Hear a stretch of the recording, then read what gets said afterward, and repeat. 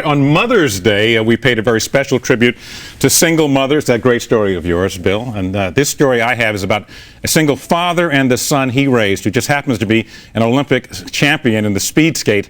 At the same time, their story is also an acknowledgement of all of the fathers out there who face and meet the challenge of raising a child alone.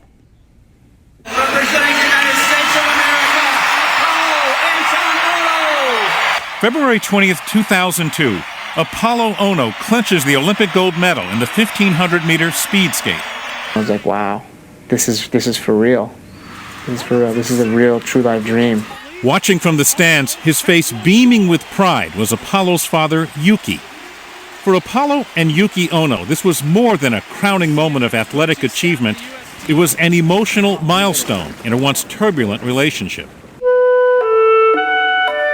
Apolo Anton Ono was just one when his mother left. Yuki, a hairstylist in Seattle, was on his own. And I felt, gee, can I do this? I wasn't feeling confident at all. Were you scared? Yeah, I was scared. Apolo was an energetic, rambunctious little boy, so his father channeled that energy into sports. First swimming, then roller skating, which led to roller blading.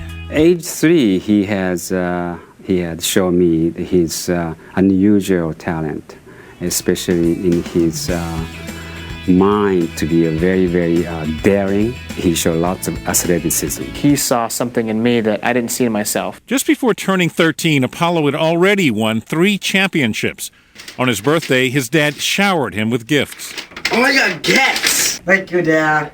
But Apolo's relationship with his father would become strained. I think there was probably a period of time where we would just fight a lot. Just about anything. It was mostly, instigated by me, I'm sure. By now, Apolo would switch to speed skating on ice. It came naturally to him. So naturally, he was invited to join the U.S. Junior Olympic Development Team in Lake Placid, New York. There was just one problem. I was really angry. I didn't want to go. He ran away from home, but Yuki eventually found him and put him on the plane. He went through a very dangerous period. He doesn't know what's ahead of that life. That's when I have to force myself to move him. Apolo proved to be an Olympic-caliber speed skater. And then I started to realize, this is kind of fun. I really enjoy speed skating. I started learning more about it. But at the 1998 Olympic trials, it all fell apart. Apolo finished dead last and went home in despair. My dad and I, we were still battling back and forth.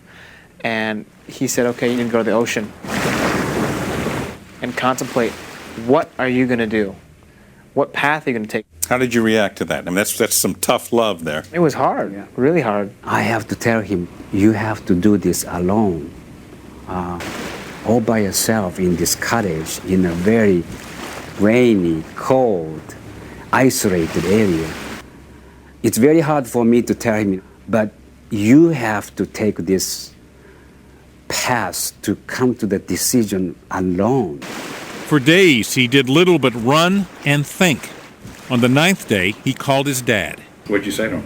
I'm ready.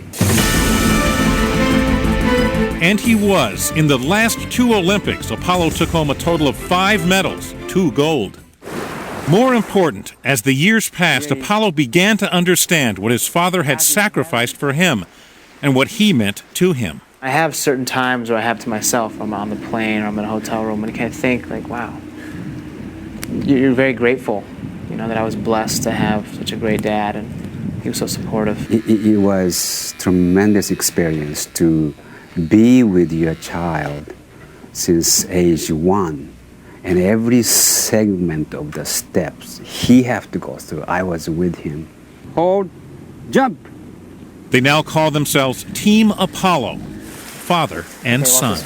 We've been just blessed to have just great success through me, and how can I pass it on to my dad now?